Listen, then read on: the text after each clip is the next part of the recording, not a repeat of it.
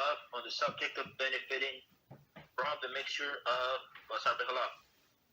Is it forbidden to wash dishes and receive payment at a place where they mix meat and dairy?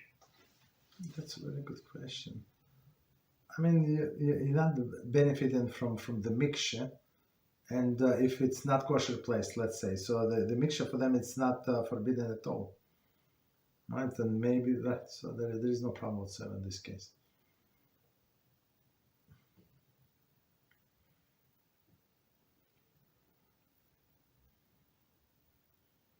Thank you, Rabbi.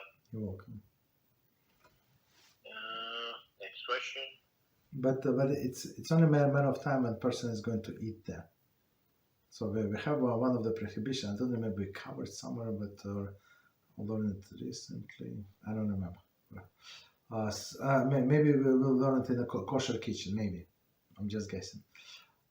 And so is there we say it's not appropriate for a person to deal with not kosher food, right? Especially when it's open, like when it's packaged, and when you buy wholesale and sell to retail, maybe there is no problem, or you just deliver.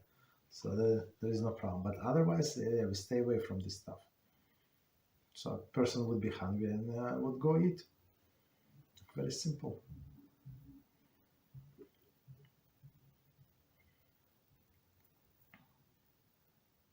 Thank you, Rabbi. You're welcome.